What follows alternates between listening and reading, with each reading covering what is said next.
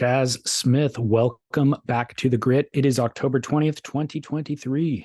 There's no place else I'd rather be, David Lee Scales, except maybe in that pumping surf, that pumping Southern California surf. How's the wind down there? It's kind of morning sick right now, but I think Yeah, it seems like it'll clear up maybe. we had the little bit of northwest wind on it this morning. It's like 4 to 6 feet, but a little bit of wind. And then the local hobo took our advice and has started a local, just from the beach forecast or Perfect. update surf report. And so while it didn't look great at 6:30 in the morning, I got on Instagram 20 minutes ago and he's got the selfie mode and he's like looking at it right now. The wind is shifted and it looks like it's going to be offshore. Thank you, local hobo, for your service. I know, we love it. Um, and what was I going to say? Oh, your audio sounds so much better today. Does it? It's, I keep on trying to slightly adjust everything. And so I think I might have hit peak audio. I mean, you're getting a little reverb from the hard surfaces behind you, but it's less reverb than normally or echo.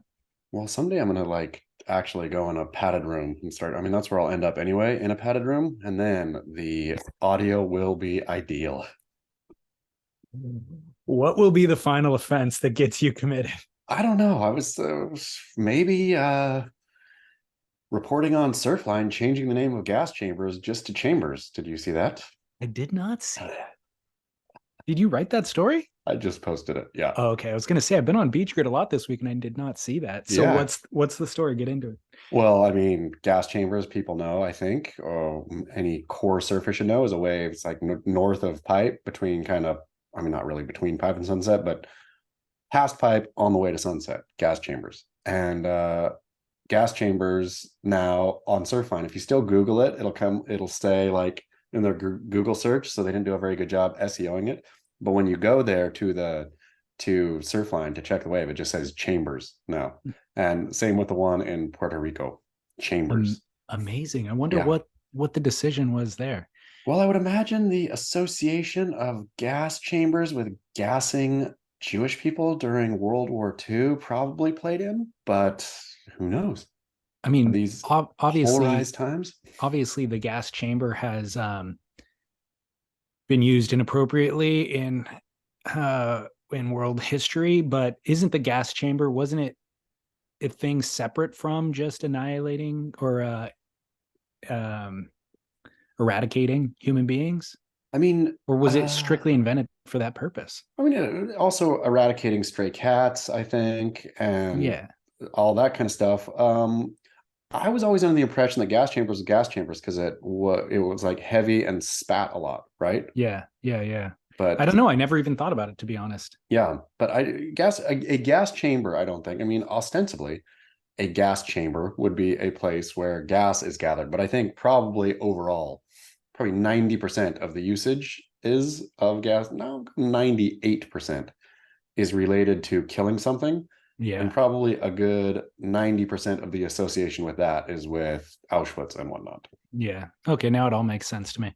So, but it made me wonder about when, because I don't know exactly when they changed it. I think it was fairly recent. I don't think it was related directly to the Israeli Hamas issue going on right now, the war.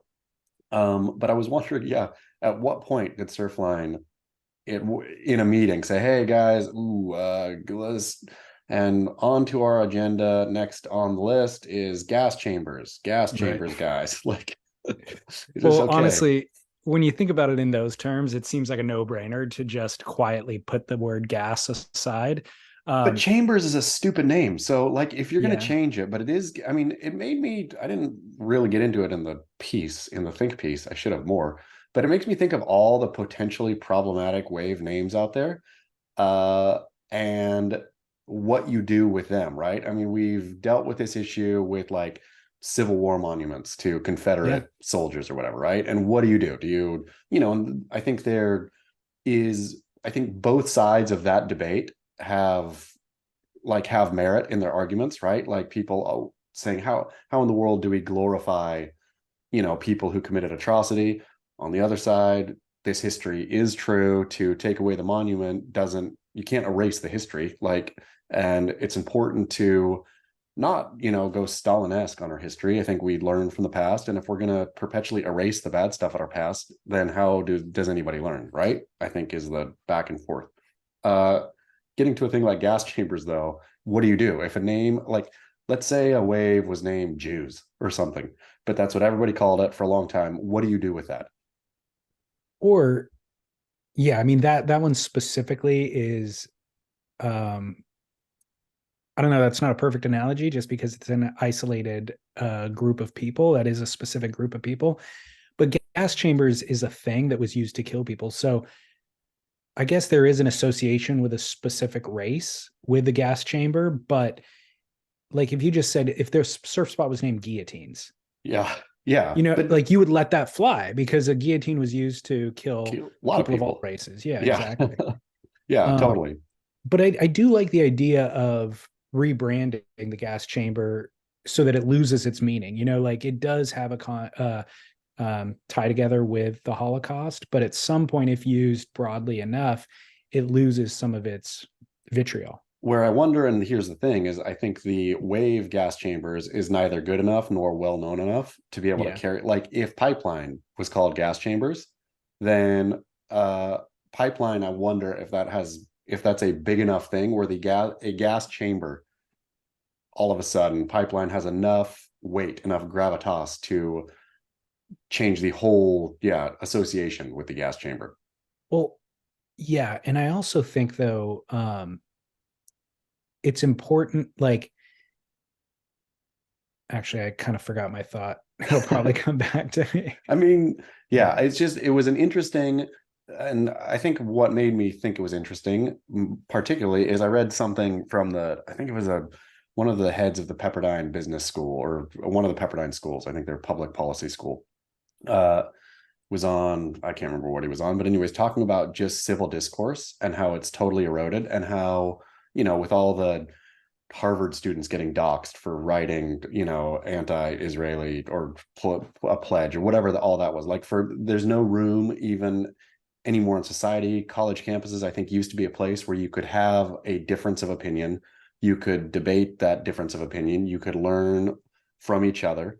And it's not about agreeing necessarily. It's just civil discourse. That's what civil discourse is. Where with civil discourse erasing, like, being erased, it's more and more important. Like all the business leaders or whatever were saying, Right.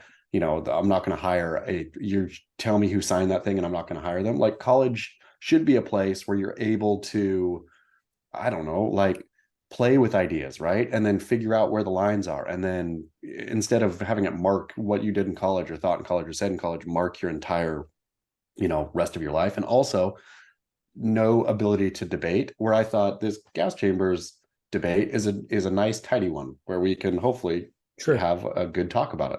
Well, I remember what I was going to say. Thought that I lost was I think that the intention or the context matters. And so when the people named the surf spot gas chambers, if it was specifically named after the Holocaust killing device, then yes, that would be problematic. You know, it carries the history within its kind of DNA.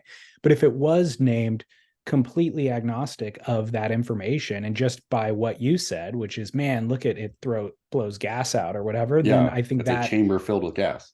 then it would be an injustice to rebrand it. Yeah, You know, and by the way, a misstep from Surfline in that case too, to not fully understand the history of the surf context in that totally. scenario.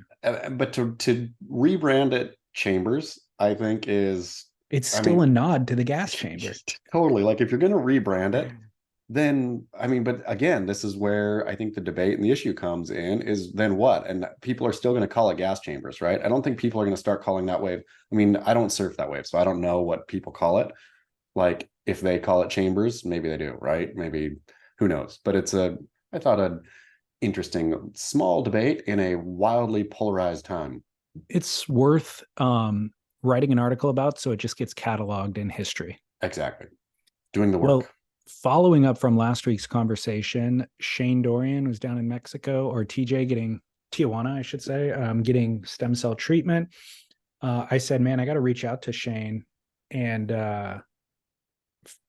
discuss this further, understand more about it, hear about his journey. And so I did, and we've been in communication. We're going to get together in the next couple of weeks to record a podcast. Great. So you can look forward to that. But there has been other developments in that story in ways that we never would have imagined, and tragically so. Can you explain what developed after our last recording? So Shane Dorian was down in, and I'm going to correct you here, David Lee Scales, just like you got bashed for Waimea. It is not Tijuana. It is Tijuana. Thank you. No extra A. And not TJ. I've been Nope. corrected as well. Yeah, because it's not two different words. It's not Tia, Juana, and Juana. In any case, yeah, Shane Dorian was down there getting some stem cell therapy. Everybody was interested, so Shane opened up his Instagram, was like, I'm going to take you on this journey with me. Well, a surf personality, like surf industry guy named Dozer Dave. What's the last name? Dozer Dave. I think it's Barnett. Dozer Dave Barnett was down there with Shane, and he had cataloged too. He was like, I'm here in Tijuana with Shane. They were doing the same thing, or not exactly the same thing, but going to the same facility to get the stem cells. And Dozer Dave tragically died on, I think, the final night of the whatever the period of time was. Massive cardiac arrest, and yeah, they couldn't revive him. And so Shane, like this, I thought, as tragic as this whole thing was, I thought it was a real study in people speaking directly to it and not trying to hide it or shield it or be weird about it. Like Shane so news comes out, right? Like, of course, they're in Mexico doing progressive therapy. Now, there's going to be a lot of very easy to say, well, look at what you get, right? Like, I mean, there was plenty of people in the Beach Grit comments, and I'm sure people who'd have heard this story, that's a thought you have automatically, right? Well, now look at you. You thought you were all cool going down to Mexico to get, something that's not FDA approved, basically, and somebody dies. Hope you're happy, dummy, right? And I think that's an easy, that's an understandable argument, and one that Shane really could have shied from, I think, and just said, ooh, I don't want to deal with this at all, and just gone dark, right? Like, no more, shut off the social medias, nobody say nothing about nothing. But I thought, and by the way, be overwhelmed enough by the emotion of losing his lifelong, very good, if not best friend. And so not even address any of it and just be like, God, these comments are ugly. I'm not going to address this. I'm precisely. Yeah. And it would have been very much in Shane's, like, and that's what, the World Surf League, that's what everybody, like, a problem happens, you head in sand, dark, lockdown, say nothing. Shane addressed it beautifully and poignantly right away. He said, without kicking Dozer Dave under the bus at all, he just said that he had underlying issues. He chose to do this. Shane shared the last night they spent together watching whatever movie it was. Was it The Hangover? Hangover, yeah. Watching The Hangover, laughing. It was all great, right? Shane did such a beautiful job, I think, of painting the end of his friend's life well. And then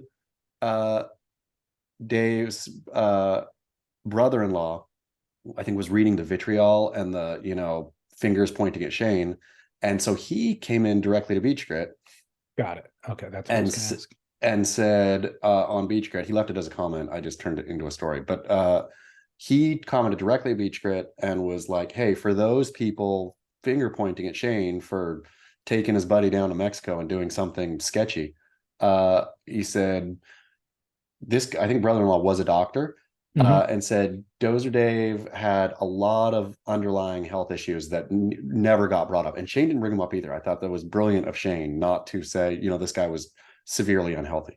And brother-in-law basically said, Dave was counseled heavily about the dangers here. I told him basically not to go, but he's an adult. And he, had these nagging injuries, and basically this was an opportunity, and it's very dangerous, but as an adult, he chose to do this, and he tragically died, but it wasn't because of either the therapy. It wasn't anything. Like, it was, not that it could have happened anywhere at any time, but the sense I got that, he did have some major issues. He was trying to fix those major issues, probably doing this, and he died. As an adult, he made a decision. And I just thought the whole between Shane and brother-in-law, uh, not to infantilize Dozer Dave, not to finger point at everyone, not to like burn the house down. I just thought, as tragic as it was to lose, brother-in-law and friend for Shane, I just thought both of those guys did a brilliant job. It was like a master class in how to handle something like that. I totally agree. And they also didn't fan the flames at all, No. because there was people wanting to jump in on either side to just kind of get the comments section lit up. And so it just lives on in its own kind of perpetual cycle. And I thought they did a good job of both being like, just what you said. It was perfect. It was like, I got the information. I am curious in this story and how it develops.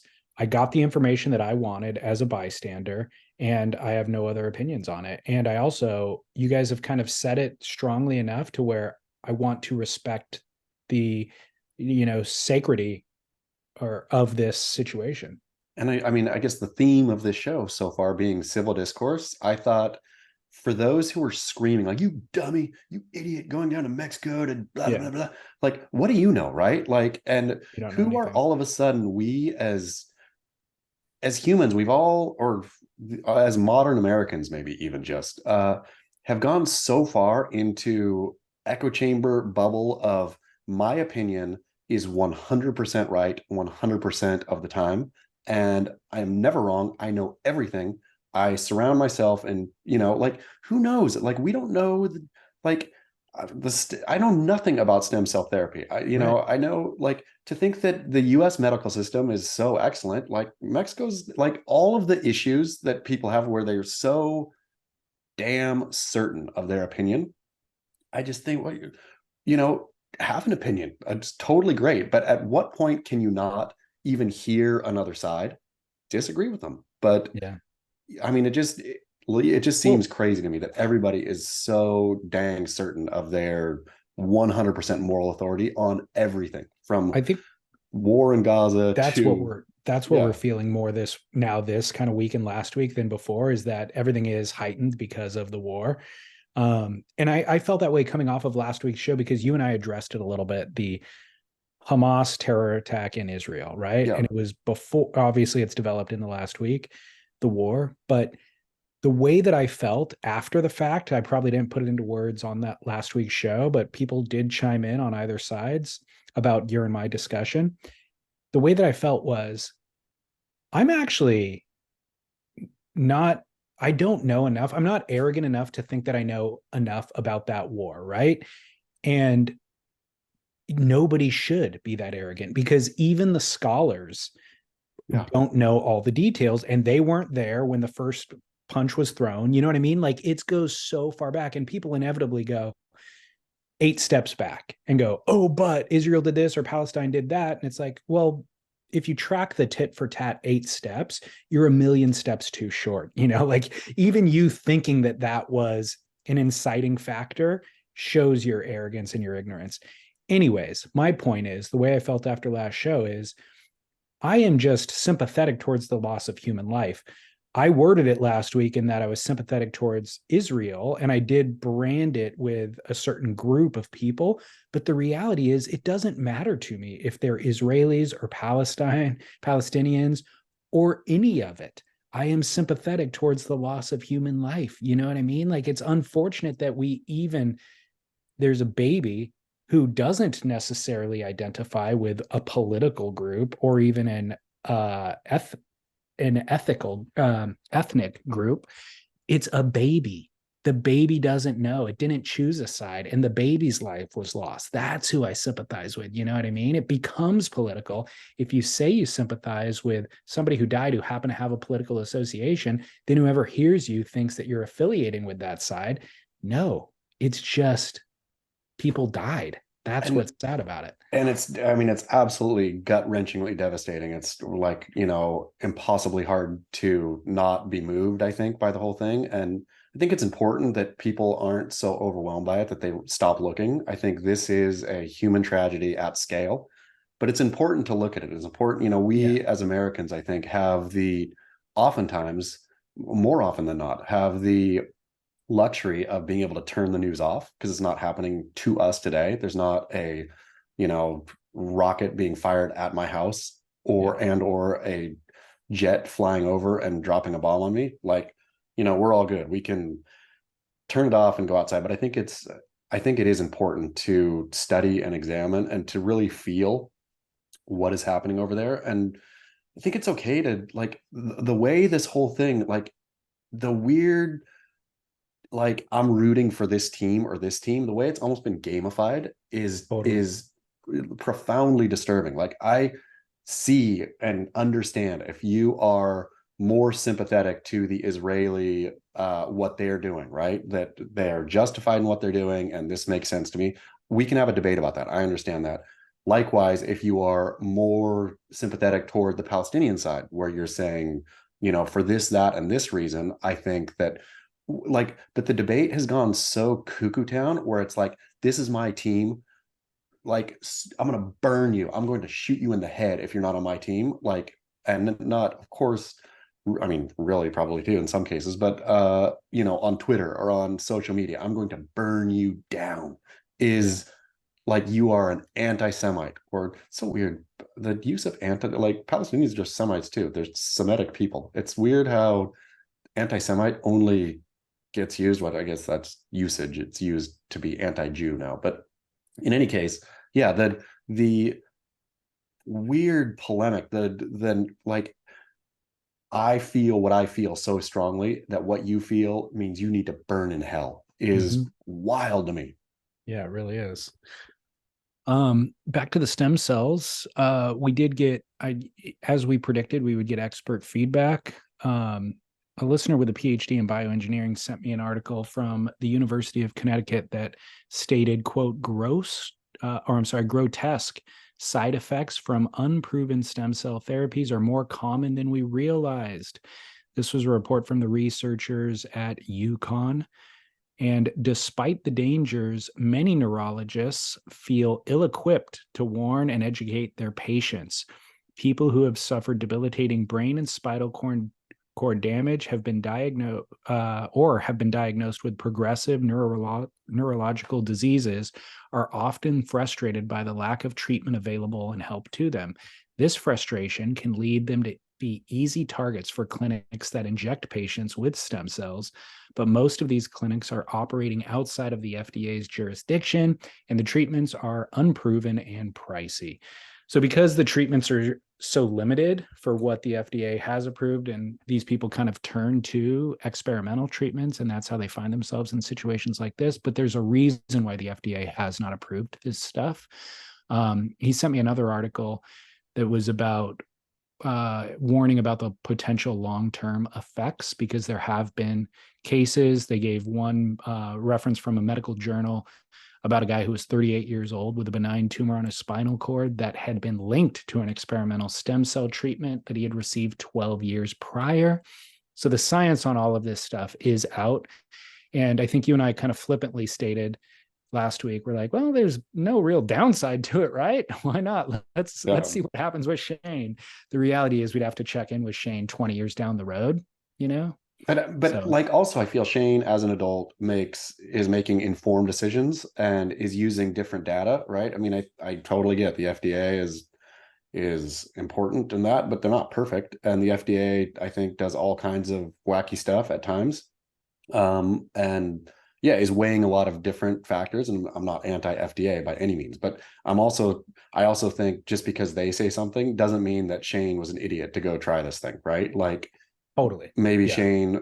Shane and whoever, there's I'm sure data and research also on the other side that, you know, presents whatever. I mean, that's the people thinking that science is definitive to me, like that there is a yes and a no in science. There's no yes and no. There's no more yes and no in science than in philosophy or in, you know, anything. Like I think, I mean, there's, yes, you can prove certain things through experimentation. I guess there are yeses and nos in science, but not all science is a yes or no. And something like stem Good point. cells, you could somebody could study it for a long time and conclude X, and somebody could study it for a long time and conclude Y with tons of research and data to back it up.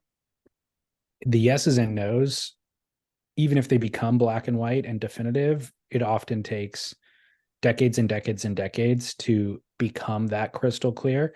And even in those examples, 100 years later, the opposite is found to be true. I mean, that's what I think the only like real yeses and nos are like pretty simple. I feel like, yes, water freezes at 32 degrees or whatever, right? Like that is a fact. But I think those, anytime there's like complex combinations of organisms being involved, then yeah, exactly. Like time changes things. Yeah. Distance changes things. All kinds of stuff changes things. Science can only account for so many variables, and the variables will ultimately change it. And even that water freezing at 32, we might find in the future gets shifted because some environmental variable shifts, and then, I have no idea. But I love that water probably doesn't freeze at 32 either. Is it 32 or 36? I always get confused. I think it's 32. Scientists. I love we should have a science hour. We kind of do every week. Well, as we're on the topic of drugs, while we're on the topic of drugs, there have been 2 articles in the last month on Beach Grit, both penned by Derek Riley, about drugs in pro surfing.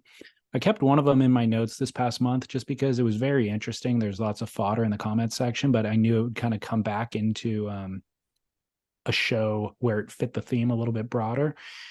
Both of these articles that I'm going to bring up, Derek pulled from podcast interviews. Has Derek become secretly a podcast listener? Which podcast were they?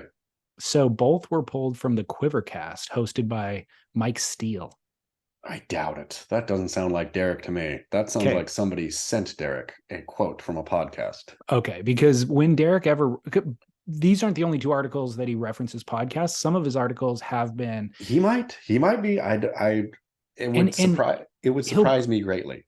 Me too. I mean, totally. And he'll pull something from like the 45-minute mark deep into the podcast, and it's like, it could just be listeners or readers sending it to him. My guess is it is gifted to him, but I could be wrong.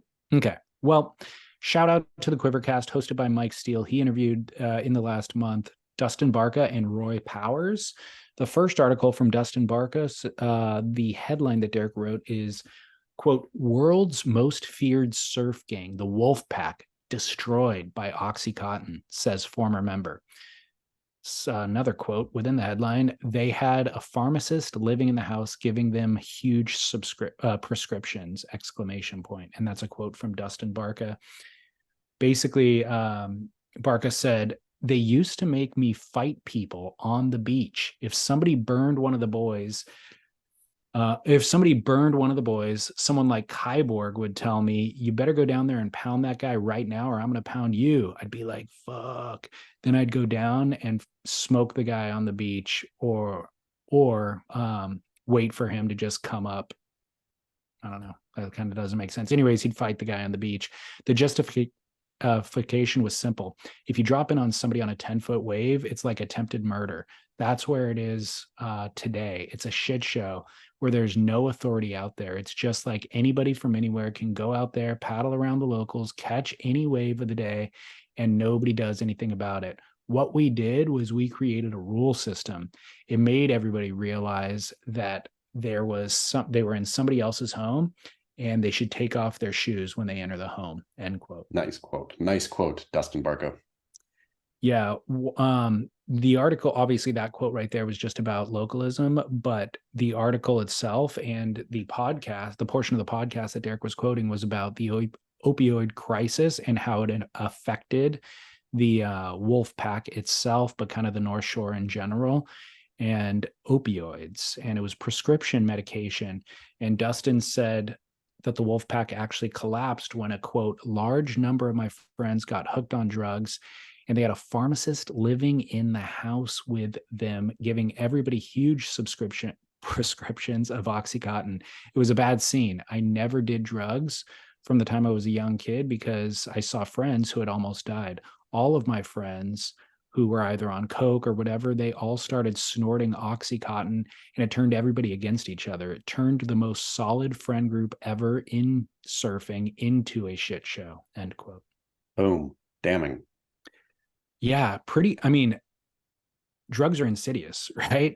It's kind of interesting how, I mean, obviously with illicit drugs, it's one thing, and the Oxycontin thing's a whole different thing, but very kind of parallel.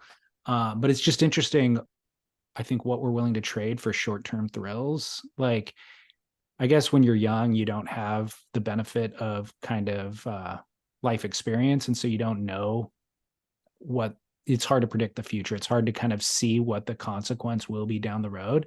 But there's certain things that seem to have eternal beauty, like surfing or friendship in their case. And the drug amplifies the intensity of that experience initially, but also never quite allows you to access that base level of the simple beauty of it again. And it might be in your brain where it chemically resets what you need, the intensity that you need for it to feel good again. And so you find yourself not enjoying what was once a simple beauty that brought endless joy. You can't enjoy anymore because you need that hit, I think well stated in terms of, it's not like all of a sudden you take an oxy and you turn the lights off. I've never done, or I've taken Oxycontin before. Have you? I not recreationally, yeah, but not for shoulder surgery. I took it. I didn't like it at all. Well, I don't know what it was that I took, but I had wisdom teeth removed 15 years ago, and they gave me something super powerful. It might have been Oxy. I loved it. Really? Were you in? I thankfully, I don't think I have an addictive personality, but if I had access to more of them, you would have gone. I might have, you know what I mean? Chase the rabbit. Yeah, but the thought that all of a sudden, like, I'm sure for those early, they tried their oxys, I'm sure, and it, like, they went out and surfed the best pipe ever and then had the best time ever afterwards. And then so that like gray area, or that dusk where you're like, drug is best life, and then it just takes over, and then you're done. Well, I mean, first it's fun, then it's fun with a little bit of problems, and then it's just problems, right? Yeah. And it's not even fun anymore, and you're just doing it because, like I said before, like your brain's been reset. But yeah, you don't understand that until you have the benefit of hindsight, unfortunately. When you're in your 20s especially, like, you just don't have that predictive part of your brain that is, or you don't have enough life experience that you can build upon. And so it's scary to think that you kind of erode those mechanisms in your brain when you don't even know that you need them or that you have them.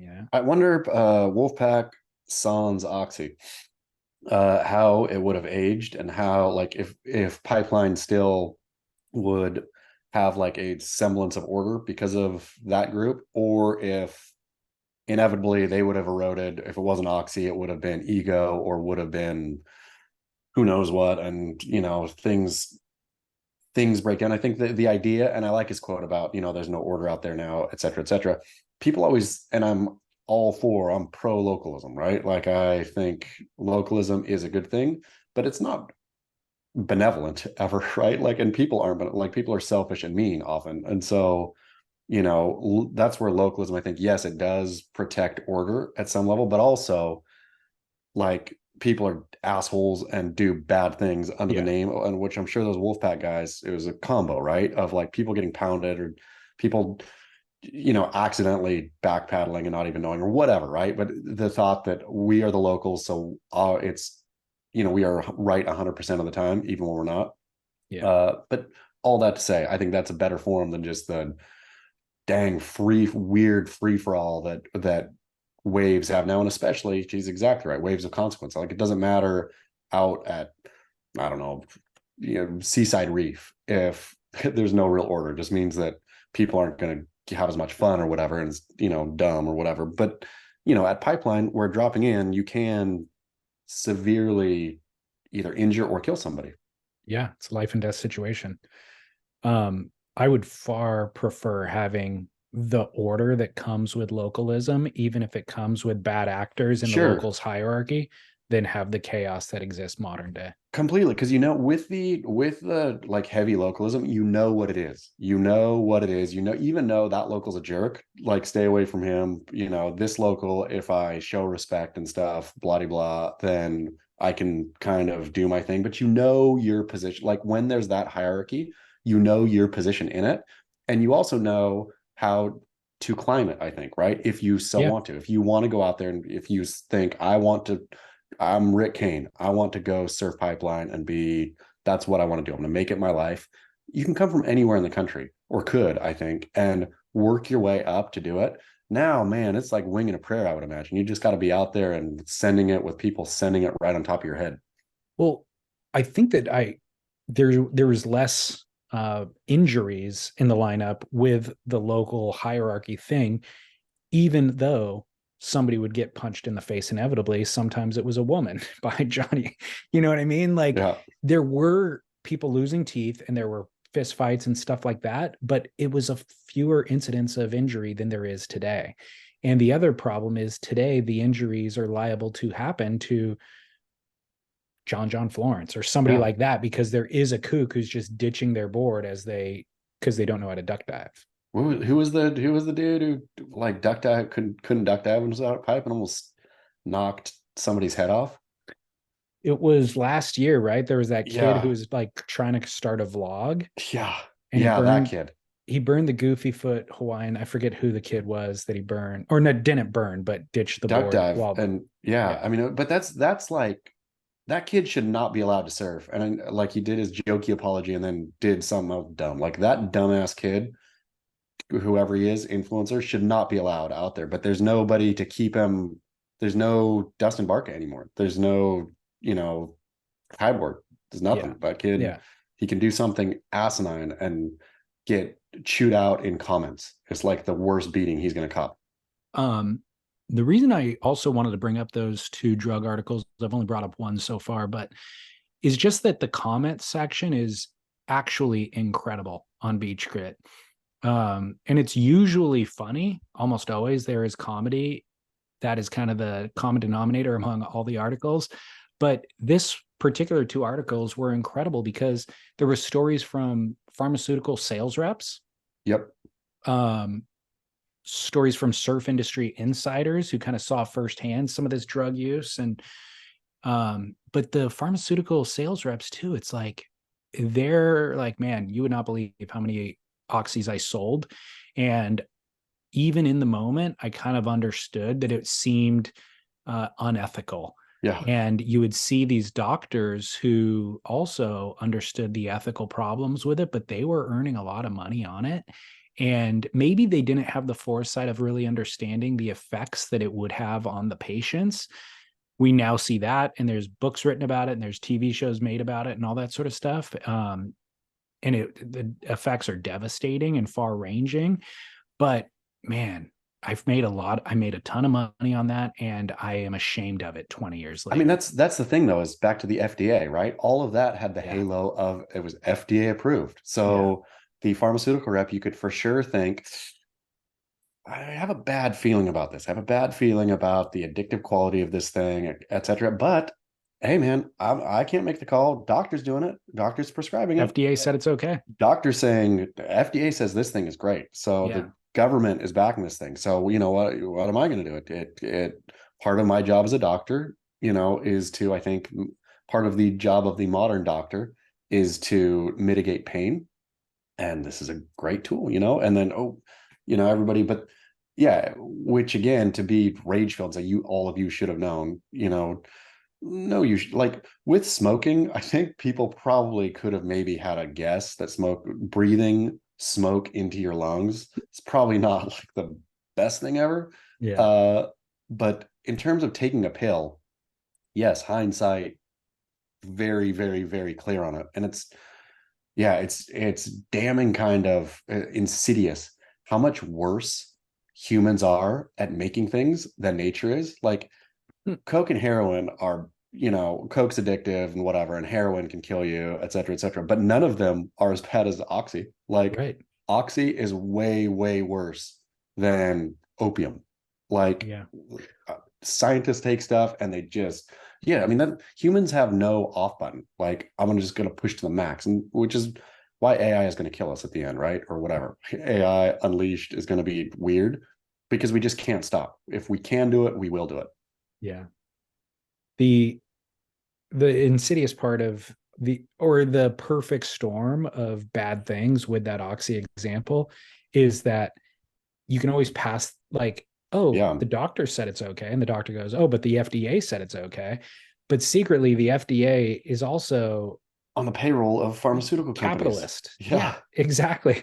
So it's like, it with enough money involved, everybody can just kind of pass the buck. And then for the soccer mom who would never ever dream of doing an illicit drug It's because okay. it's quote wrong and it's breaking the rules, this one isn't breaking the rules anymore. Got it from her So doctor. it's just such a crazy moment in history. Well, um and when the buck stops eventually, like the payment is not like whatever the Oxy family, what did they, their payment was, whatever, historical, I think, in its amount, but it's not nearly the value of the damage that they caused. No, and it's not enough to even put them out of business. You know what I No. mean? Like, Yeah. they pay a small fine essentially, Yeah. but they're wealthier than almost Yeah. anybody in history ever has been Yeah. as a result, even though they Yep. paid the fine. So Yep. it's worth it for them. And like you said, it doesn't replace the lives that were lost. No.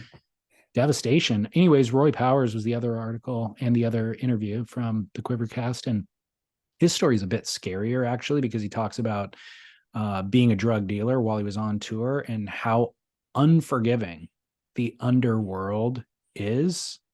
Um, quote, Hawaiian surf star jailed for 1 year reveals secret life as drug dealer while on tour. And the subheader that Derek included was really ominous in that there could still be consequences for Roy. Um, Even though he's long left that life, the fact that he's kind of bringing it to light now on the podcast, he says in the interview that there could still be consequences for him. So pretty scary stuff, actually. Did you read the article? I did. I was fascinated by it. And I mean, I was uh reporting, I was a surf journalist during Roy Powers' arc, right? I was in Hawaii a bunch during that time. I think I was writing for Stab during that time, maybe surfing, whatever. But I was like there all around it. And hindsight, it's odd to look back and see, I had an inkling of course, being around there, you had an inkling of who was partying stuff, and you just assume they're partying. But you don't, I guess I didn't scratch much beyond that in terms of, oh wait, no, Roy Powers is actually drug dealing. Well, yeah, Like you you just think, oh, he has access, so he's providing.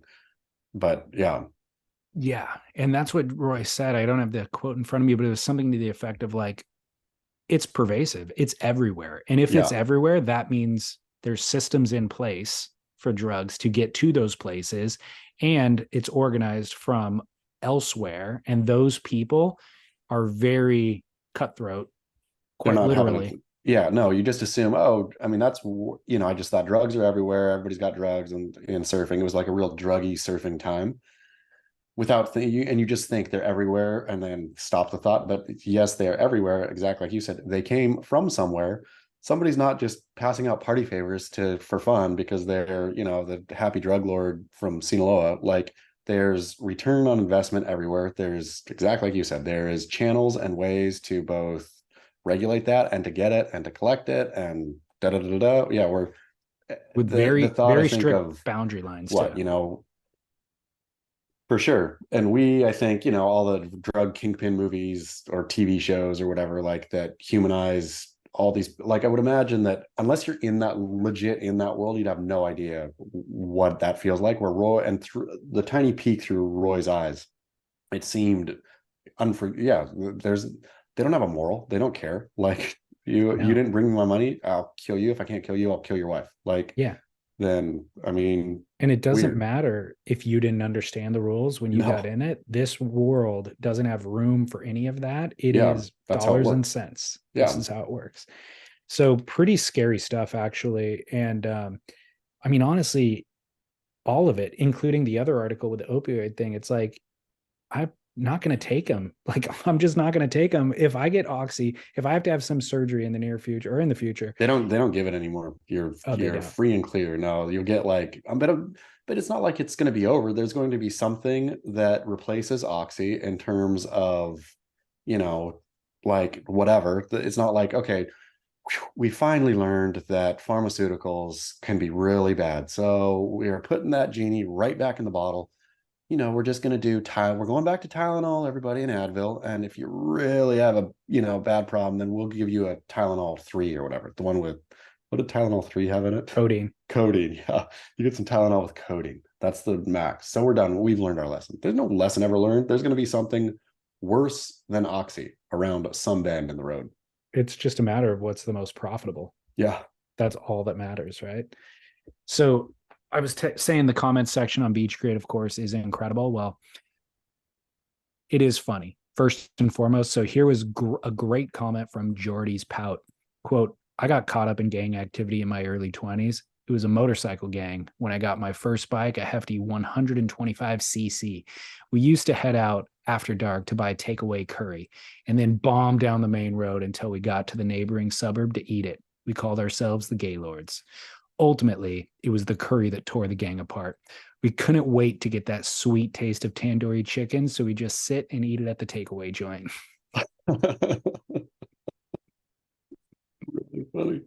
So stupid and just so funny when you're coming off the heat of like reading the article, Yeah. some of the sales reps comments and stuff, and then you get to that, you're just like, oh my god. It's a great community, that Beach Grit. It is. Well, we need a listener needs advice, Chaz. Great. Guess who's going to give it? You. Us. Am I a longboarder? Oh. Hey, David, I have a question that I want to direct at you and Chaz. It's a simple question. Am I a longboarder? I learned how to surf at the age of 13 in the early 2000s at the Huntington Beach Pier. I'm sure you can picture the scene. Longboard shorts, loud graphic tees, potato chip shortboards. My quiver consisted of just 2 thrusters, a squash tail and a rounded pin. I never considered riding anything else. Fast forward to college in San Diego, around 2006 to 2010, my regular spots became Sunset Cliffs, OB, Wind and Sea. My potato chip surfboards weren't going to cut it. I got my first fish at Mitch's in 2007, and I never looked back. Since then, my boards have always been modeled around the idea of catching as many waves as possible and going as fast as I can. With maturity, though, I've accepted the reality that I'm never going to surf like my heroes, Andy, Sonny, Kelly, Bruce, but my boards still never breached the 6-foot mark until 2012 to 2016 era. A friend of mine was moving inland and selling a few of his boards, one being a 9.6 classic Hobie log. I'd never longboarded before that point, but without much thought, I figured, why not? The thing mostly sat in my garage for the first couple of years, only taking it out when it was brutally flat until 2008, when I was forced to surf Old Man's for a friend's birthday, and a log was the only reasonable choice. My life has not been the same since. I had a blast. Since that day, I'm actually looking for waves to longboard. While years ago, I would only take the log out on very desperate days, now I'm considering it in my everyday rotation. Truthfully, I probably still ride a shorter board 80% of the time, but longboarding went from 0% to 20% in a short period and is still trending upward. Now, jump to last weekend. I entered the local club contest in the longboard division. I got smoked, having no business actually competing on a longboard, but I realized longboarding is where my actual interest lies now. The WSL shortboard division has completely lost my interest. I used to be the kind of person that would never miss a heat. Now I watch maybe 1 or 2 heats per contest, maybe. And I couldn't care less about who's qualifying this year. But what I did actually enjoy watching was the Mexi Log Fest, the El Salvador Longboard Comp, and the finals day for longboarding in Malibu. What has happened to me? I'm trying to be optimistic and just think that I'm not actually that good at longboarding. I'm just tapping into a 13-year-old self, just stoked, excited to have a new feeling under my foot, doing everything that I can to get better. However, the pessimist in me thinks that maybe I've just entered the old man phase and I'm actually giving up on my original goal to surf like Bruce and Andy. Let me know what you guys think about this. I feel like I'm at a crossroads and I need your advice. Should I go heavy down this road, get a second log, maybe a proper nose rider, or should I have a long look in the mirror and remind myself to stay in my lane and that I'm always going to be a lifelong lower intermediate shortboarder? Work, Nathan R. Nathan R., guess what? I have advice for you.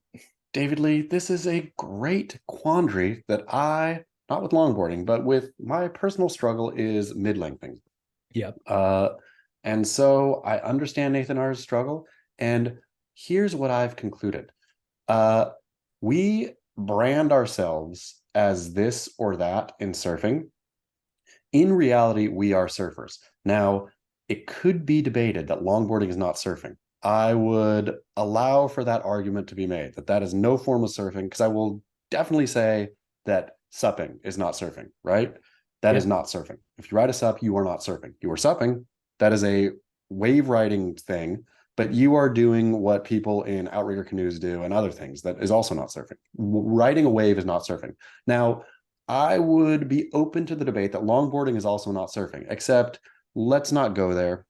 I think we have to include it because historically it was surfing. It was, in fact, the only surfing. Okay, now that that's out of the way, so then we brand ourselves in surfing by what we ride. I'm going to say, in a very Zen-like way here, David Lee, we are always in flux, in transition, kind of back and forth across boards. I don't personally longboard, have no interest in it, don't want to get one, hate it. I'm also not good at longboarding. When I take off on a longboard, all I do is like kind of a turn and go straight. I can't cross step. I can't do what you do on a longboard. If Nathan R can do that stuff, like if he's cross stepping up to the nose and hanging five and then cross stepping back and doing that drop knee, blah blah turn and whatnot, then I'm gonna say yes. Right now, Nathan R, you are a longboarder, but to freeze there and say, no, okay, this is just, I'm accepting it. This is what I am. So I'm not going to shortboard. That's the hard, you do have to look yourself in the mirror and say, I got to get back to, I got to pull that fish out, or I got to pull a shortboard out again. I was surfing 3 days ago, out on my high performance CI Pro, phenomenal board. But also the CI Pro is not user friendly. That's what makes it good, right? The learning curve on it. So I had one wave that might have been, I mean, well below average, but I could have, I surfed in air quotes that wave. I blew the takeoff on the other two, and it was frustrating. But I felt okay. I'm as frustrated as I am. I'm doing something. The other day, yesterday or 2 days ago, I took the mid out. I was stinking Jerry Lopez, regular foot Jerry Lopez, knifing. I knifed into like, felt to me like it was a good 2.5 feet overhead, but likely it was at my nipple. But just knifed the takeoff, a nice little, like I was ripping my mid, ripping in air quotes. Felt so good. But I think if I pause there and say, nope, okay, I'm only riding my mid because I surf it better, then I surf it better. It's 610, it's got a lot of volume, blah, blah, blah. But no, my duty still is to fight against that dying light and take out that CI Pro and try to rip or try to surf, right? Yeah. That's our duty, is not to get stuck somewhere, but to stay in motion along the spectrum. Yeah. I agree with you. The answer to the question, am I a longboarder? The answer is no. Yeah. You're not a Forget longboarder. about those labels. The fact that you were raised in Huntington Beach in the way that you described it means that you were born or you came in with that parameter in your brain and like you had these categories, but the reality is you never should have. And so you're just a surfer, as Chaz said, and you have different tools for different days of the week. And one of those tools is a longboard. And at Old Man's, that's the right tool. And it is super fun because there's not a lot that can go wrong. Like low stakes, man. It's low stakes and it's super fun. And like if you don't even have to worry about people dropping, you don't have to worry about getting your waves. Like you can happily longboard alongside 5 others, which is part of the lame part of it. It's easy to be decent at. It's not easy to be great at, but it's easy to be decent at. So yeah, with shortboards, your session and your day can be ruined if you are cooking it. because you're not going to get the waves that you want, because it's super competitive to get waves on a shortboard. There's people vying for a very small kind of takeoff zone. And then if you're kooking it, you're also not going to complete a ride. So even if you get to your feet, maybe do one turn, you're not going to do the 3 turns to complete the ride. And so it built into all of that is an anxiety that comes with the expectation, and then also the depression of not meeting the expectation. Longboarding, you complete 90% plus of all of your rides, and you get almost any wave you want. And in order, the 10% that you don't complete, you have to be kooking it pretty freaking hard. I mean, you have to be a kook. To kook longboarding, you actually have to be a kook. Yeah, exactly. So it's pretty freaking fun. And you get a lot of waves, and you do get to go really fast, and you feel that glide that is ultimately what's fun when you're riding on the back of a shopping cart at Target, back to your car. So I watched yesterday, I pulled up Instagram, and Cassie Amador had posted this clip, and it was, as all of her clips are, it's like positive vibes and fun. And I guess she's on a retreat right now. And so it's a group of girls, and they're longboarding some easy wave, some easy right point break. And the girls like took off. It was like a party wave. And some of them are laying down. One of them, I think, is doing the cockroach pose. Somebody's on their knees, and they're all just like, just swooping, having a fun time. And I was like, man, that looks so fun. And then I'm like, man, if I go on a surf trip, it's like timed for a swell, or for a season where there is swell. And then there's this heart thumping anxiety when you wake up in the morning, like, what are the waves? Is the swell filling in? And then you're looking at it, and you're all hyped up, and you're getting freaked out off coffee. And then you're like, which board do I ride? And is it the right board? And which fins? And all of that anxiety. And then I thought about her on her trip, where it's like, no, the waves are going to be knee high, and we're logging. So man, that sounds really nice. Actually, that sounds fun. Roll out of bed, no anxiety. You know what we're going to do today? We're going to have fun all day, every day. And the water's warm, and we're all partying on a wave. Except, are we toddlers, David Lee Scales? I know. This is the thing. And Cassia Meter, is it Meador? Who knows? I get YMA wrong. Cassia Meter. She's having a toddler's amount of fun, and that's great. Like, I'm happy for you and your toddler friends to go have baby fun, to look at different colors and be like, colors, to taste a little sugar and say, sugar, yum. That's what longboarding is, essentially. Longboarding is dummy fun, right? It really is. I want to have sophisticated fun, David Lee Scales. I want a night at the ballet, or I want to eat a fine foie gras and chase it with a PT whiskey, even though I hate PT whiskeys, but I feel that's probably... Sauterne is the appropriate pairing there. Yeah, okay, there we go. Thank you. That, I think, is what we're aiming for. And if we give up on that, if we say, I want to just go get Happy Meal McDonald's every day, that's what the longboarder essentially has decided to do. The person who's committed to the longboard life, where I think with variation, though, and even if, say, you go to the orchestra and you don't understand, it sounds like noise to you and you have an awful time, you were trying to do something that was bigger and better than making mud castles. See, you're putting it in really stark terms. Back to like, you're entirely right or you're entirely wrong. I'm claiming different tools for different days of the week. That's true. But you do want the fancy night out, having the foie gras, going to the ballet. You also do want McDonald's. The next day you want McDonald's and the Housewives on TV or whatever. I hear that. I'm just saying that, like, if you commit, though, if you're like, I'm only longboarding, then that's where the problem is. Then you made a problem. Then you have stunted yourself into stupidity. Yeah. So Jewel Tudor, I'm looking at you. Well, there is a sophisticated version of that as well. McDonald's is the cockroach stance on the longboard, laying on your back and just kicking your legs. But there's a version of a hamburger that is sophisticated, where you are now nose riding, trimming through the section and nose riding. That really, I mean, that tickles all the same sensory things that you're talking about that maybe a big top turn does, on a shortboard. Could be, yes. And I think, yeah, like if you are really committed to the longboard life, but even I would have to think that Devon Howard himself, world champion longboarder. Did Devon ever win a championship? No, Did he ever win an event even? I'm sure he won events. I mean, for the longest time that I've known Devin, he's not competed, but I'm sure in his youth he did and win. Yeah, event winning longboard Devon Howard. Uh Heart winning general surfer Devin Howard. uh surfs mid lengths, and I'm sure Dev surfs, gets on a fish, and I'm sure at some point you don't think Dev has ever snuck out on a CI Pro. No, I You don't think don't. so in his whole life? I mean, maybe a fish back in the day, But you but don't I think haven't Devon seen. Howard has ever ridden a high performance shortboard?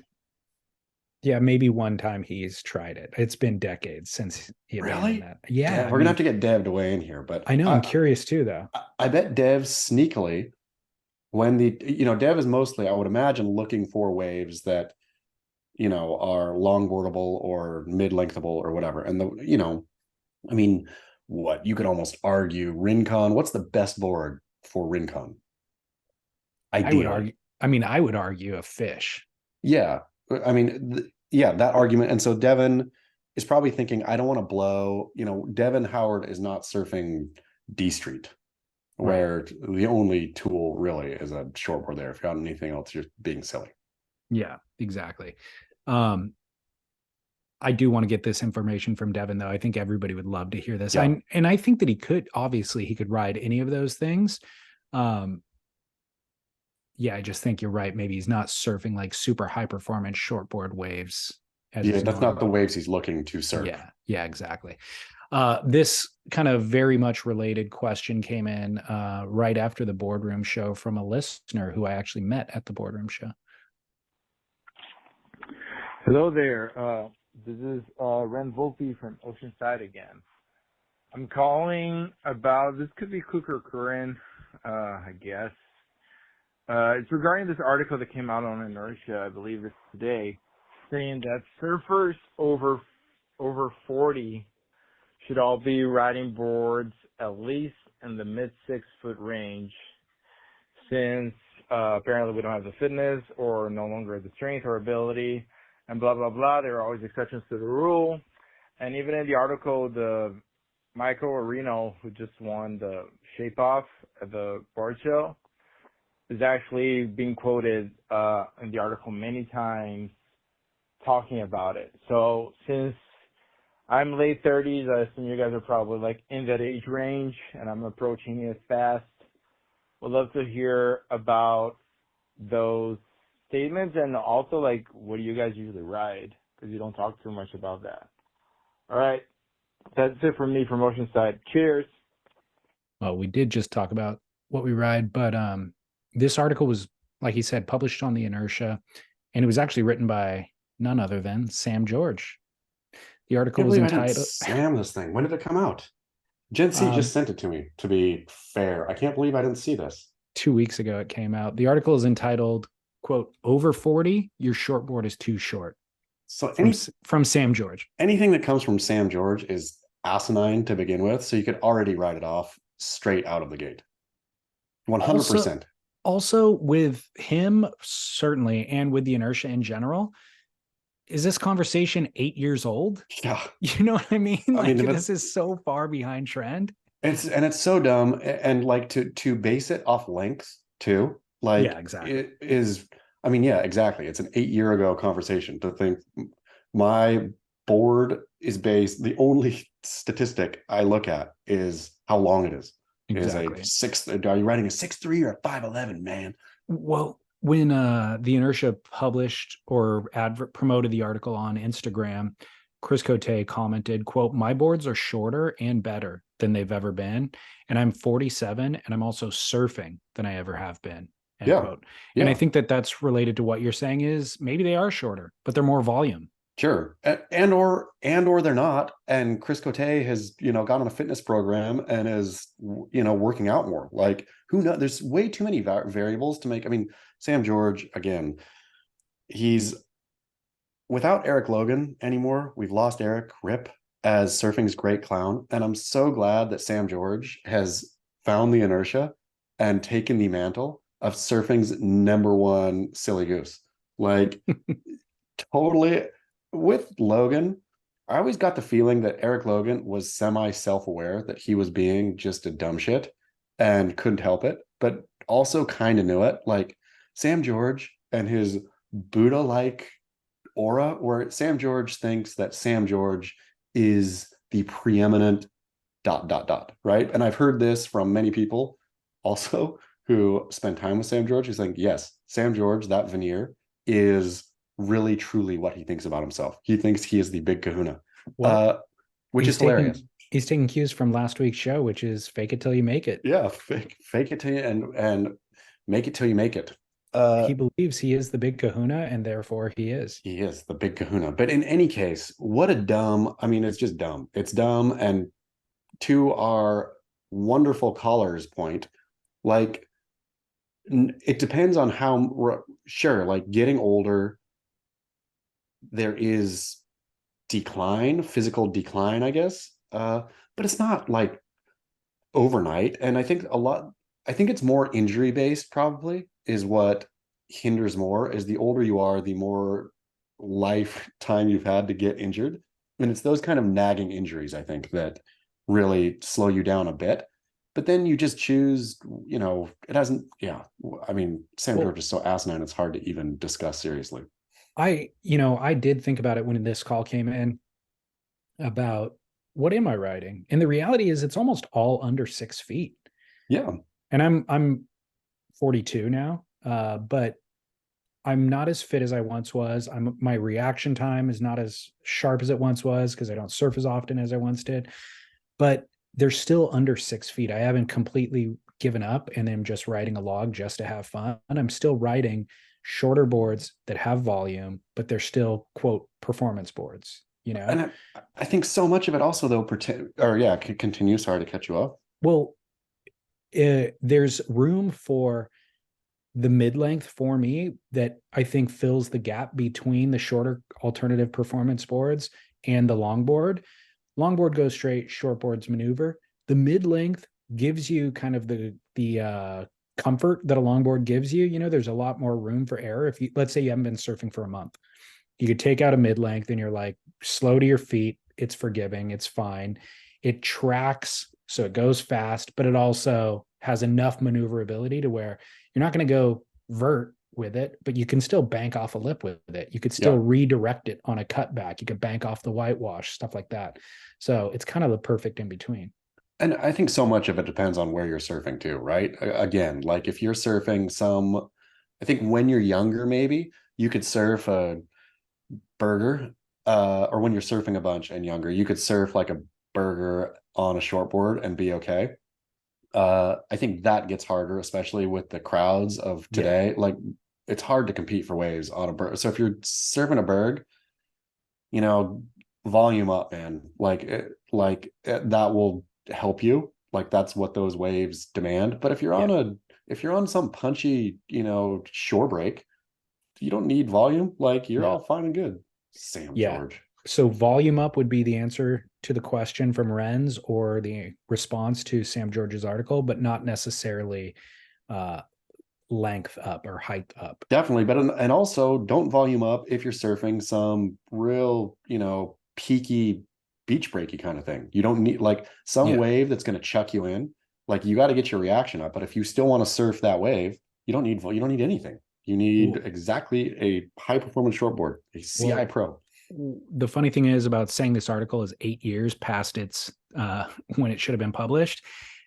When we were younger, or even pre-COVID, surfers who were getting into surfing were riding potato chip thrusters, as our original longboard question came in with. So Sam's advice would have been good to them back then, which is, man, you got in on the wrong board, so you need to scale up. But everybody who's come into surfing the last 5 years started on a soft top.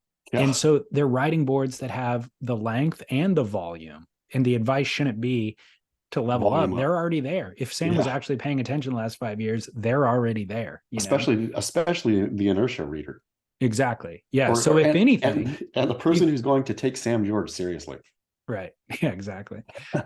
How are you doing on time today? I'm good. Okay, good. Then let's do True Grit or clickbait stuff. Quote, San Clemente accused of force marching homeless out of town ahead of the World Surf League finals day, end quote. It's true, David Lee Scales. They did. It just happened to be 3 homeless people, I think, that got force marched. And when I was reading the story, it was in I think the OC something. It's some Register? OC. No, it wasn't Weekly? the Reg. Nope. It was like I think progressive kind of keeping the blog thing. Oh, the OC, voice of the OC or something like that. In any case, it was a long, it's one of those ones where like activisty kind of people seem like they have endless time. And so actually go to all the city hall debates, interview everyone involved. It was like felt like a 10,000 word piece on these 5 homeless people getting moved, or 4, whatever it was. And it's all true. San Clemente did. They bust them to Dana Point, where they gave them a hotel room for the night before finals day. And I think that's where everything in the article goes murky in terms of all the thousands of it. Anyone can feel free to dig into all of it. But it was like they weren't, then they were just left there. They got one night of a hotel room and there was no way for them to come back to their stuff. There was no way, there was no food, there was nothing, right? They were just stuck now in Dana Point. So I guess on one side, people would say, well, these homeless guys got a hotel room for the night. It's kind of cool. And on the other side, yeah, but they're far away and they left all their, whatever. They left all their stuff in San Clemente, but all for the World Surf League. Who knew? The funny part of the story is World Surf League with its progressive bona fides. It's the greenest, the most equal, like the World Surf League has really gone out of its way. Nobody asked it to do this. Nobody said, hey, what we want you to do is be progressive and liberally progressive in every single way. World Surf League has gone out of their way to be this. And so to present this way. And so when things like this happen, that just throw egg in their, progressive face, it's always funny to me. Yeah, it is. Who knew he would have to whitewash San Clemente? Yeah. I thought it was already completely washed. I'm getting the feeling because they were like on the trail. It was like that people wouldn't have to see them going to. Yeah. So I think they're probably, I'm assuming it's like in that parking lot or on that fence by the parking lot by the Carl's Jr. there on the path to, but yeah, it was like 4 or 5 of them. But yeah, dumb World Surf League though, again, to me, it just makes them more mockable of like them pandering to, we are socially progressive. We are the lead. This is what we are. And then these things that like, they're so incompetent that these things happen to them. Yeah. So True Grit then. True Grit. Homeless people got moved. Article number 2, quote, Nicolas Cage bunks with surfing's perpetual bridesmaid, Taj Burrow, while in Western Australia filming The Surfer. Sort of true, David Lee Scales. He is living, the article was paywalled, so I couldn't actually read it. Though the headline did say that he was staying in Taj Burrow's house. So I don't know if Taj Burrow is actually there bunking with him, but I would imagine that if Nicolas Cage is staying in one of your properties, that he would swing by and visit, and one thing may lead to another, and you may end up spending the night together. Not in that way, David Lee Scales, but just in separate rooms. I'm not judging. They can do whatever they want once they're in the house. Do you have any idea what the movie is? The Surfer? Yeah, the Surfer. Yeah. Who's involved with it, or what's the storyline or anything like that? I don't know the director. The storyline is it's like some guy, American guy, who goes back to Australia and like confronts a gang of surf toughs, and then it devolves somehow. It's like a surf rage movie or something, but it keeps being billed as a psychological thriller. So I don't know exactly how it's going to be a psychological thriller if one of the guys, I don't know how it's psychological in any way, shape, or form, but that's what it's called, or that's being dubbed a psychological thriller. Nicolas Cage's movies, when you just read the synopsis or even see the pitch, you're like, it looks ridiculous. Yeah. But then they're really, really good. Like he really does go for like outside of the box, kind of what it maybe in the wrong director's hands would become the cheesiest movie ever. Like did you see Renfeld? recently No. where he's the vampire? No, is it good? Oh my gosh, it's so good with Nicholas Holt. Oh, I love Nicholas Holt. Okay, I I'm know in. you would love it. It is Oh, very, boy, Nicholas Holt. it's campy, but it's very good. Love Nicholas Um, Holt. and then there was a movie a couple of years ago called Mandy, which was a horror film where he tries to kill the devil. I missed that one too. Incredible. Like they're kind of flying under the radar. Or I told you the other one a year ago, maybe about the unbearable Yeah. weight of being, or whatever that Yes. movie is called, which again is Huh. just like such a weird, the concept was super meta. It was like Nicolas Cage playing Nicolas Cage, who gets invited by a drug lord in Colombia to just make a personal appearance at a party. And he's so, that's the premise of the movie. And it just goes, it becomes amazing. And exactly to your point, I feel that Nicolas Cage, for me, got his start in Raising Arizona. So Yeah. like a quirky, offbeat movie that was perfect, and then he became the Con Air Nicolas Cage, and that's how I think people see Nicolas Cage. Which I didn't mind Con Air. Was he in Armageddon too? I have no idea.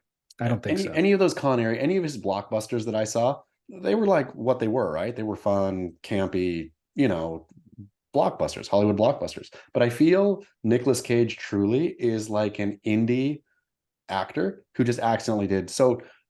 All to that, I have no doubt that The Surfer will be a great movie, Me too. or at least an I'm gonna watch. interesting movie.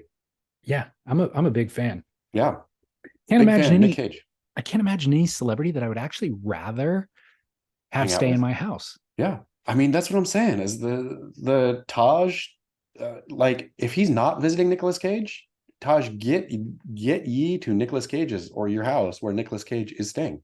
Yeah, and that was kind of like the premise in that the unbearable burden of massive talent, I think was the name of that Yeah. film. Was he shows up in the guy's house, right? And Pedro Pascal's house. He's the other actor, and Luke Shepardson. exactly. And you don't know what to even expect from Nicolas Cage. Like it could be, that he gets super drunk and makes a fool of himself, or it could be an intellectual conversation, or it could just be this big art buff. Like you have no idea what you're going to get from him. And that's where it would be amazing to have him stay with you. You should try to get Taj on the podcast and see if Taj got to have an experience with the unbearable weight of incredible talent. Yeah, exactly. Give us the insights. What's it like hanging with Cage? Yeah, Taj, Yeah. you owe it. Well, let's take a quick little break so that we can hear from how amazing linkedin.com/surf is at helping you find your next job or hire your next person. And then we'll be back with a pros in the wild and a barrel or no. All right, Chaz Smith, pros in the wild returns. Everybody is so happy. I'm so happy. This is a quick one, but let's ease back into pros in the wild, and then feel free next week, if you have your own story, please write it in surfsplendor@gmail.com or call it into the listener line. I had a couple of people asking where they submit it, and then they didn't submit it this week. So hopefully more will come through in the next week. But the listener line number is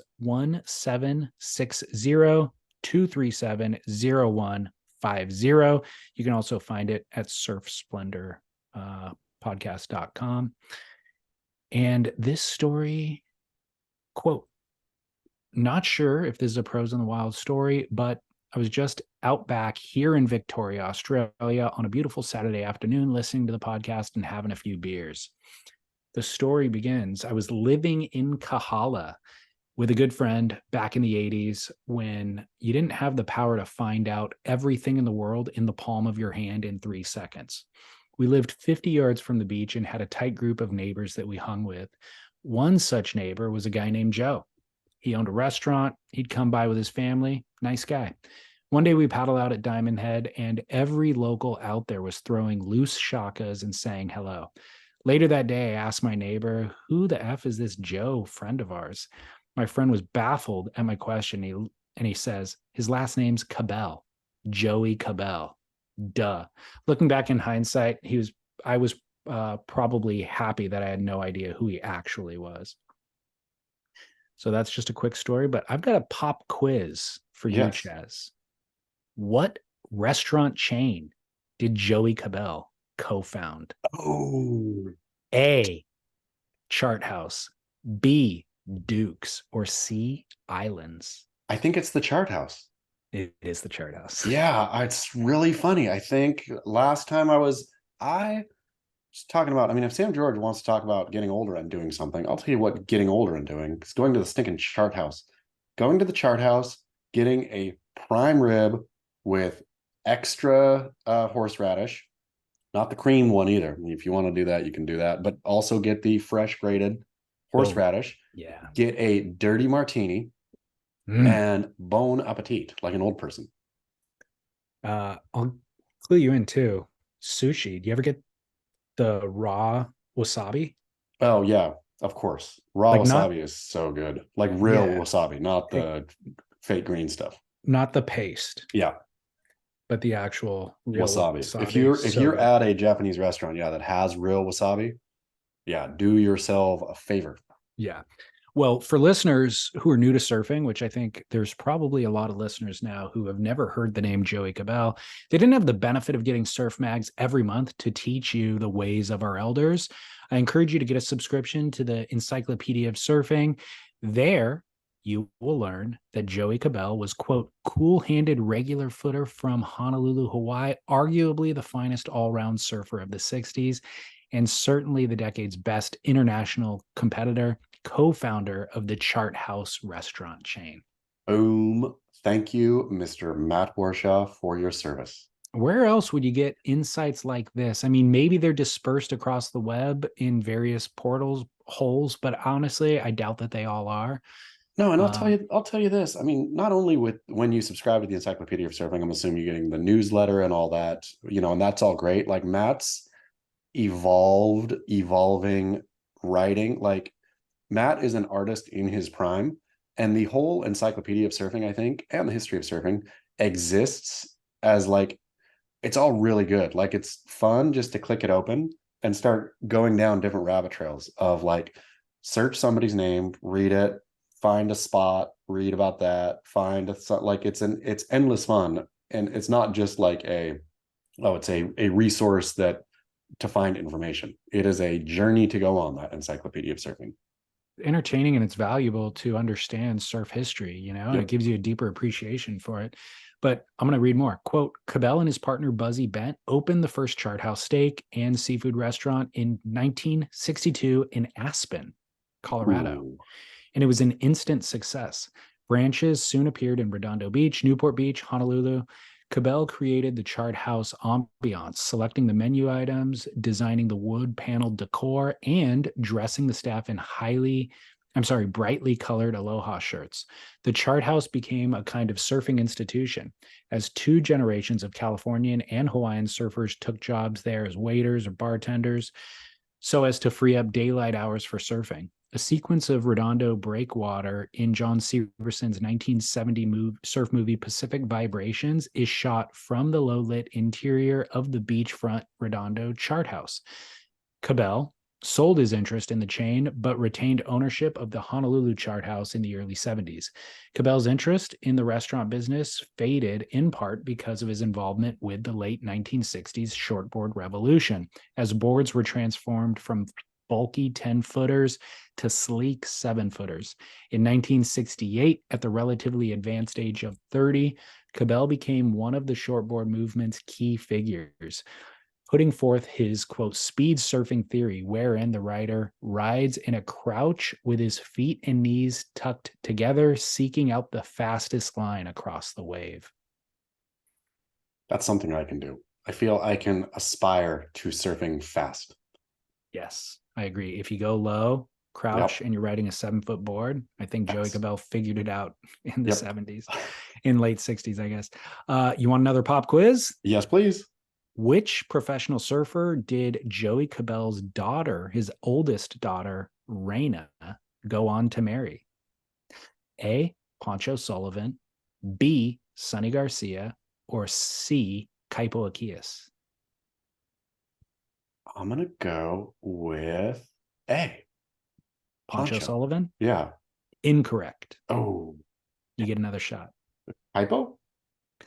Incorrect. B. Sonny Sonny Garcia's Garcia. first wife, Reina Garcia, were married for 2 years. Wow. Well, that is I mean, my goodness, that was just a treasure trove right there. I mean, that's why we love him, right? This Encyclopedia of Surfing, eos.surf. So tons of Joey Cabell info there. Probably Sonny Garcia info. Yeah, a lot of it. A lot of listeners probably don't know Poncho Sullivan or Kaipo Akias either. So maybe them they all. have entries too. Get them all. Yeah, you're missing out, to be honest. It was the Yeah. glory days of power surfing that era. Power on Poncho, man. I remember those. Was Poncho on Bushman? Yeah. Yeah. Yeah. Just like I can really picture Poncho at sunset on a Bushman, just like giving her. I know that open faced front side layback carve Yeah. is like iconic. Yeah. You know, he was on tour for a year too. Yeah. I remember that. All right. Well, moving on, Barrel or Gnaw. We have Halloween themed Barrel or Gnaw this week in preparation. Exciting. It's always, I feel these barrel and gnaws for Halloween are almost tools to live by. They largely are. Yeah. And some of these we might have covered in the past, but these came from a listener, or the first two came from a listener, and I feel obligated to give him his due. Number one comes with a paragraph, so sit tight. Number one, family-themed Halloween costumes, Barrel or Gnaw.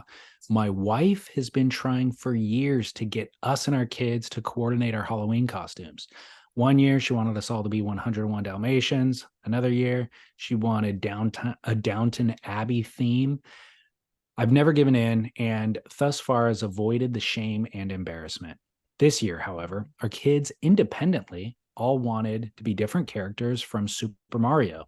When I saw the excitement, then I saw the excitement in their eyes when my wife suggested that she and I join in on the fun. I relented. As I write this, I'm staring at the Luigi hat, fake mustache, and white gloves that I ordered sitting on my desk, making an effort to accept my fate. Did I make the right move here in an effort to appease my wife and give my kids a happy memory? Or have I been tricked into something sinister? Tricked. That is a no barrel. I mean, there's most of the time with, if it makes your family happy and your wife happy and all this kind of stuff, I mean, sure. In this one, I'm a hard no. I am a hard no for, especially if your whole family dresses up, great. Have at it. Kids and wife. You as the man, no. You don't get involved in that. It's an undignified look. And to be honest, I think you get bumped down a notch in terms of the respect that your wife holds for you. Precisely. Your wife makes you do this and then sees you dressed all goofy style, like in a family themed thing. It's not cool. Looking like Luigi. Luigi never once looked sexy to anybody. Nope.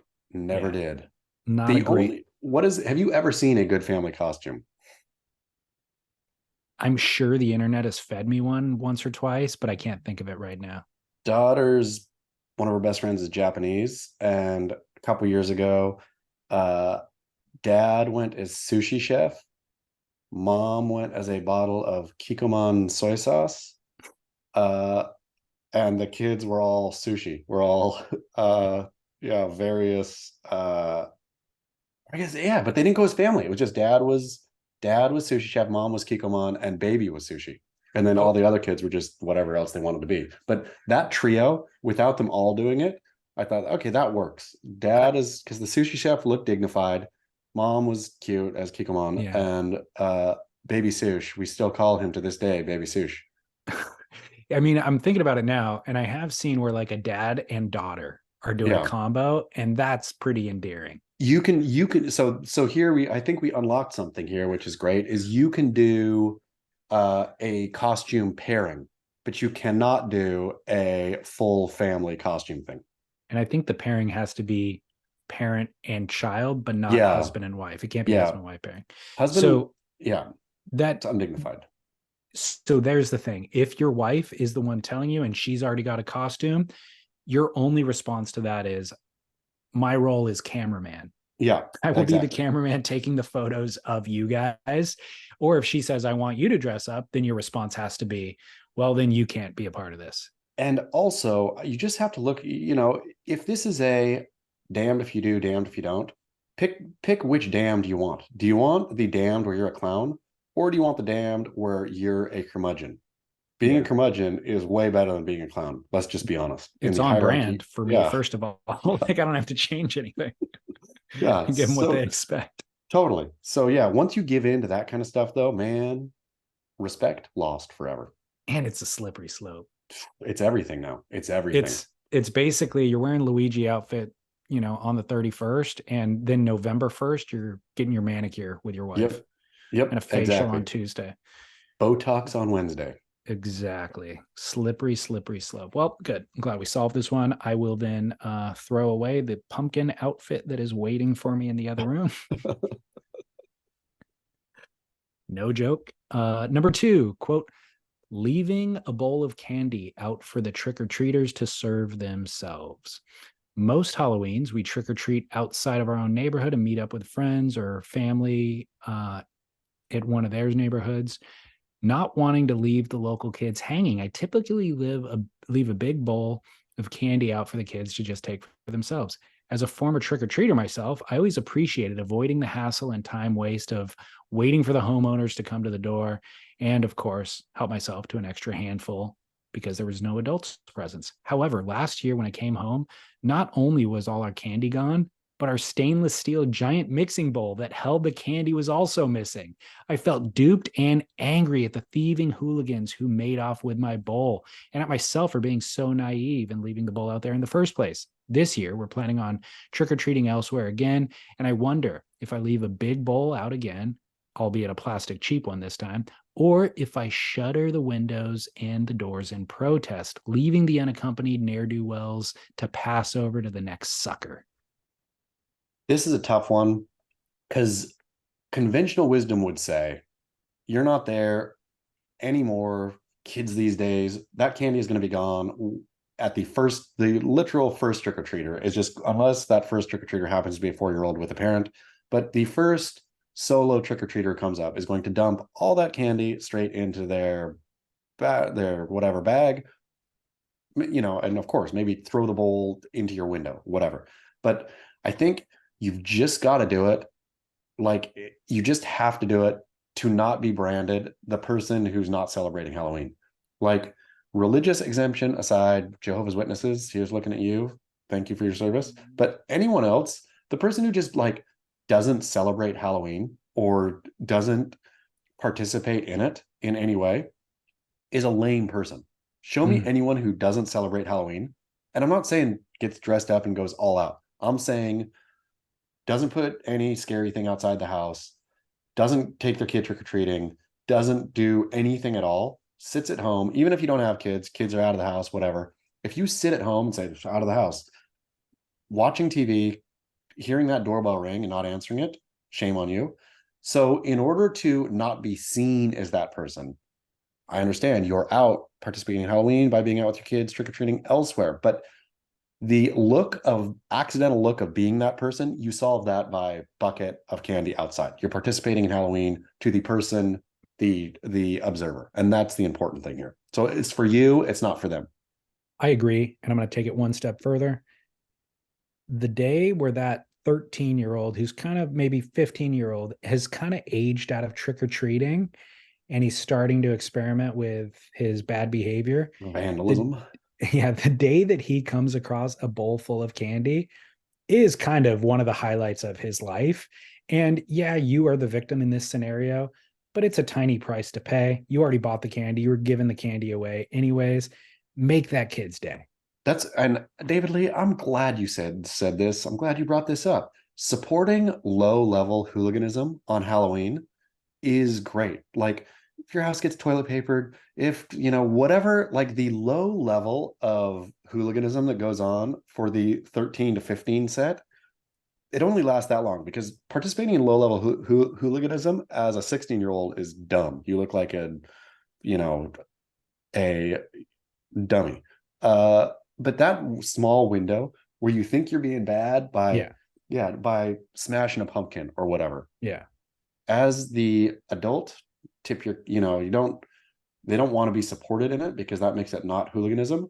but in your heart, tip your cap. But I could see a conservative minded listener saying it's a gateway drug. Don't embrace the hooliganism. Don't feed it, because then they're going to be keying your car next week or whatever it is. And I would argue I was a low level hooligan at that age, and it didn't lead to anything else. It was a valve that allowed me to blow off some steam. Puberty was coming on strong. I didn't know how to handle it. I wanted to act out. My parents weren't around. And so just that little tiny bit of blowing off the valve was, it was fun. I got some candy out of it. Didn't need to go any beyond that. And then, probably felt guilty about it on the next day. If you put low-level hooliganism in a dark room and deprive it of oxygen, guess what it turns into? Roy Powers dealing drugs on the North Shore.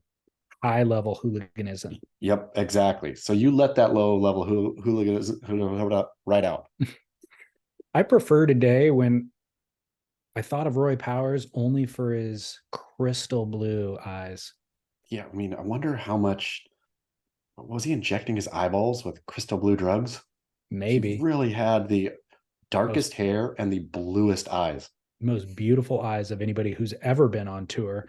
Which, it's true. By the way, probably translated pretty good to sales. I mean, I would imagine. So, but I mean, I don't know. Do you think the rough and ready North Shore, I mean, if his most of his clients were women, I could see that working. I mean, I guess I take that back. I would have bought drugs from Roy Powers because of those eyes. That's what I'm saying. I don't want drugs. If I was on tour, not as a surfer, but just as support staff, clearly, and Roy walked up to me and tried to sell me some drugs, and I don't do drugs, and I looked into those blue eyes. But you're exactly right. Buy drugs. Much? Yeah. What kind of drugs you got, Roy Powers? Take my money. Final barrel or not, I feel like you've already stepped into, but I'll throw it out there in case you want to address it further, is decorating the exterior of your house for Halloween. Barrel. Now, okay, you did say barrel already. And the reason I bring this up is because when I was a kid, there was 1 out of every 10 houses maybe that had decorations. Now it's 9 out of every 10 houses. They're all the blow up things that you put in your lawn. We have them in our lawn, and nothing brings more delight to Austin than those blow up figures. I mean, I feel that Halloween decoration has eclipsed Christmas decoration as the thing most enjoyable to a kid. It was most enjoyable to my young daughter, and it is most enjoyable now to my young nephew, walking around and looking at the Halloween decorations. The streets that go all out, I'm always, because that's where we'll go trick-or-treating, right? There's the Sandcastle here in Cardiff, where that's the neighborhood that just every house you like have to, right? Like it's themed, crazy, over the top, everything. And if you live in one of those neighborhoods, then you have to do it. You are obliged to do it. To be the house that doesn't do that, you are shaming yourself and your family. But even if you don't live in one of those neighborhoods, you don't have to go crazy. But even just one small thing, one small scary thing, propped up that just, again, I think and if you're not going all out, then you're probably not going to bring joy to a kid, but it's you still need to signal this family celebrates Halloween. I feel that's a marker of importance. Yeah, I'm embracing it actually, and I never thought I would, but everything's different when you have a kid. Of course, you see it under a totally different light, but I think it was more expensive when we were young, and it took a lot more effort. Yeah. Like now, these blow up things, you can get them, I'm sure, on Amazon, but definitely Costco has them. Home Depot has a whole aisle of them. They're not expensive, and you just put the stakes in the yard and they blow up when you plug it in. It's super duper simple, and it goes a long way for the kids. People in my neighborhood now this year, I haven't seen before. They're getting like 15, 20 foot tall stuff. Like our next door neighbor has like a 20-foot tall Jack Skellington from Nightmare Before Christmas down the street. There's got to be like 30-foot tall, but I don't know. These ones, I think maybe you've jumped the shark a bit. I mean, I like it conceptually, but where in the world do you store that thing? That's my other problem. And I had that in my notes, in fact, is there, even though it's not as expensive as it once was, there's still $30 a pop, and there's 4 or 5 of them in somebody's lawn. So it's costing hundreds of dollars plus the candy that you're going to end up buying and all that. So the holiday becomes expensive. then it becomes a storage issue for the rest of the year, which if it were just one holiday, that'd be fine. But guess what? You also have all your Christmas stuff stored. You have your Thanksgiving stuff stored. You have who knows what else. Here's what I'm going to go ahead and say, David Lee Scales. And we're going to solve this for others, which is going to be, let's just have 2 that we decorate for. Let's have it be October or for Halloween and for Christmas. If you are decorating your house for Thanksgiving, no more, not allowed anymore. Nobody needs a Thanksgiving decorated house. You don't need like the cornucopia out there. You need nothing. Throw that stuff away. I know it'll go to the landfill, but get rid of it once for all. Make a little more room for Halloween stuff. Problem solved. I want to get, somebody needs to invent the blow up figurine on the yard who doubles, like transitions from They did. pumpkins. It's called Nightmare Before Christmas. What it's called. Yeah, Tim I Burton's guess so. already solved everyone's problems. People should just get their Nightmare Before Christmas stuff and leave it all the way through. Yeah, I was just thinking maybe like it had a cover, like the pumpkins, you put a cover over it and it becomes a snowman or something like that. Smart. But, I mean, I guess you could paint your pumpkin white. Yeah, Stack that's 3 also up. way too much effort. That's way too much effort. They rot too. Yeah. Well, anyways, Halloween is upon us, but we'll have one more show before we get there. So maybe new Barrel and Oz will come in. But gargantuan show today, Chaz. Well done. Thanks Monster for show. persevering. Monster pod. I saw a article this morning, in fact, that said new study indicates that mental illness may be, that over talking or excessive talking may be linked with mental illness. Boom. I think back to the padded room from the beginning of the show. I think accurate. We're in deep, deep trouble. All right. Well, thanks everybody for listening. Shout out to linkedin.com/surf. Shout out to drinkag1.com/surf, the gift that keeps on giving. Forever. That's the thing you put in your yard. That's the decoration for all seasons. That's what you should be giving out for Halloween. In fact, give those travel packs out to the local kids. Boom. Give them out to the adults walking around with their solo cups, drinking whiskeys. Exactly. Dump some of that in there. Mitigate the poison that is the whiskey. All right. Well, go to beachgrit.com, go to @surfjournalist, and then you can find everything related to me @surfsplendor. Chaz, until next week. Bon voyage. All right. Good work. Thank you so much, David Lee.